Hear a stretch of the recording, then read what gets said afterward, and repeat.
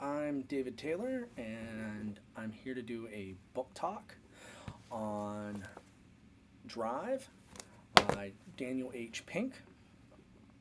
Uh, I finished reading this book for my professional development course. Um, so, Drive itself, looking at my notes here, is broken up into three major parts with 6 chapters plus an intro. The introduction starts off going over the idea of motivation 2.0 and how this discovery through some studies, famous studies by Harry Harlow and Edward Dice, found out that our traditional motivation, which is described in the book, is motivation 2.0, where it's rewards and punishments, when the author calls it carrots and sticks, is not the major motivational tool anymore. So that is surprising throughout these studies that took place in the 1950s. Now,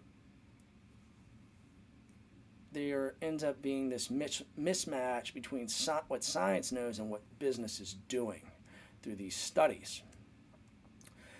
Now, in chapter 1, The Rise and Fall of Motivation, we end up finding out a lot about how motivational 2.0 came to be. Originally, you could argue motivation 1.0 is survival, where you want to be able to get food, shelter, and all the necessary needs for you to survive.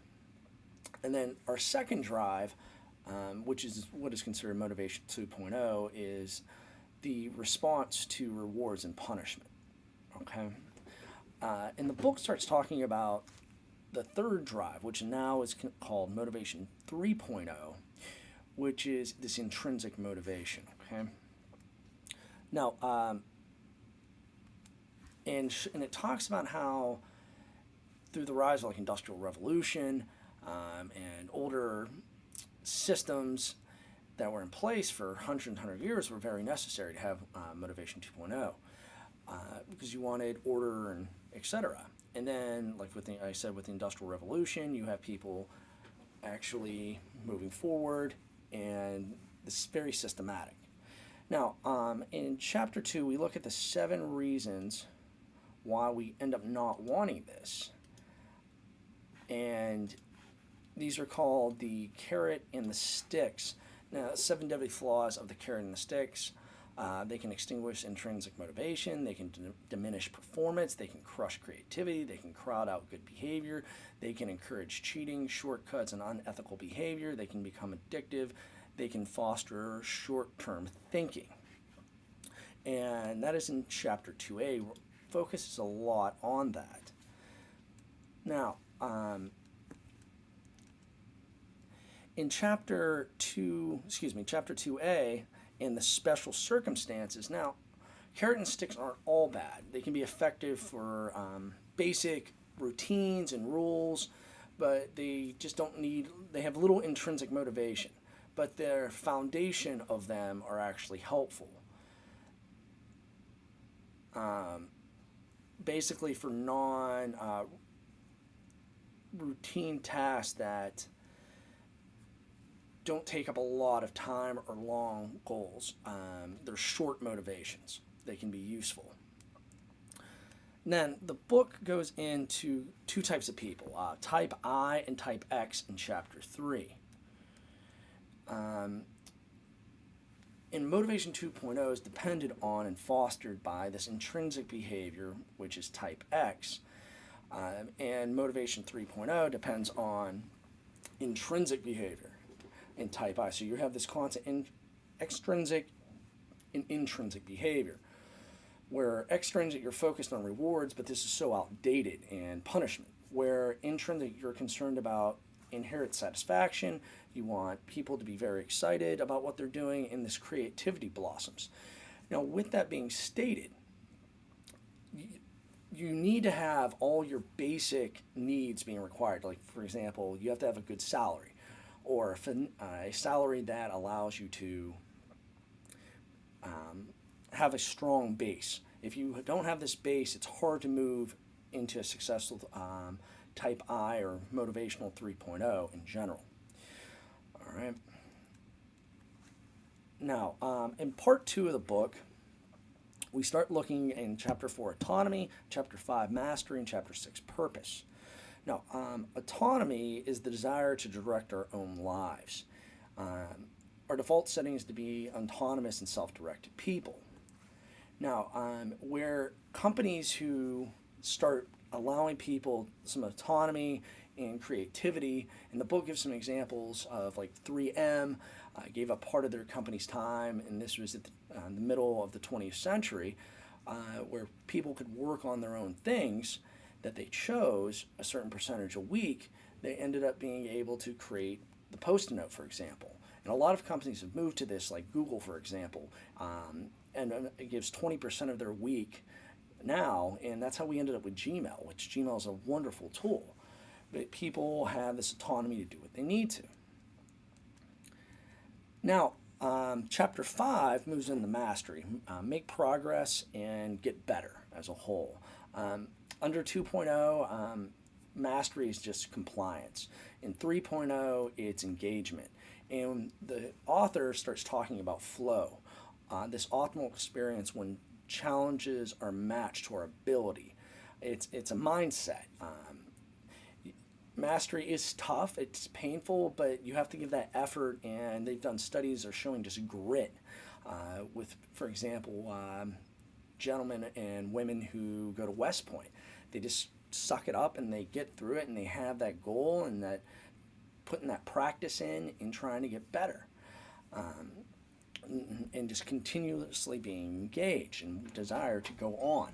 Now, the next part is Chapter 6, where the author starts discussing purpose.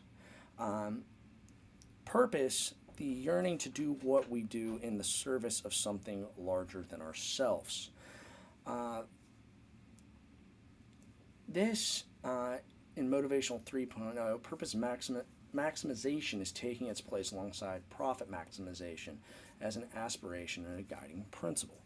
Now, along with these three things, autonomy, mastery, and purpose, we put these together, we get a very successful 3.0 person. And it's up to businesses and industries and schools, etc., to be able to organize themselves in a way that we allow people to have autonomy, mastery, and purpose. And this creates this 3.0 motivation. Now, these are all wonderful strengths that the author brings up. Now, the weakness in this area is that a part of our society, our industries, etc., our schools are still running on a 2.0, this carrot and stick process that we need to end up moving away from. So that is the downside. We're in the point where people are becoming aware of this, and we need almost a trickle-down effect to where it takes time for everyone to move towards this type of 3.0 motivation, and helping people and students, etc., not just want the reward for the short term, but being able to carry over because it's intrinsic, and having this purpose, this desire. Because the thing about mastery, and the author talks about, is that we're never going to be perfect at something, but it's that desire to want to constantly get better. And it's been studies have been done on athletes to see that, and overall it was a very good book, and it provided the opportunity for me to dig into the organizational change and leadership. Companies that have changed away from their management styles of people having to be managed all the time and letting them work, and it's produced remote platforms where companies have people who are working all over the place, and just letting them be responsible for themselves. And you've had these CEOs and people that have been change agents, and a lot of economists and psychologists who are setting the trend through studies and helping improve society as a whole. And they've done studies, it was in California, the book talks about, where people took away all their things they enjoyed. And for 2 days, and people were getting from DSM-7, we're getting very depression-based behaviors. And this allows us to see that we need to enjoy what we're doing, and giving people the opportunity to enjoy their work, and they're not being micromanaged, and having that freedom and creating that intrinsic value is the goal. Once again, I read the book Drive by Daniel H. Pink, and it was a wonderful book about motivation. Thank you, and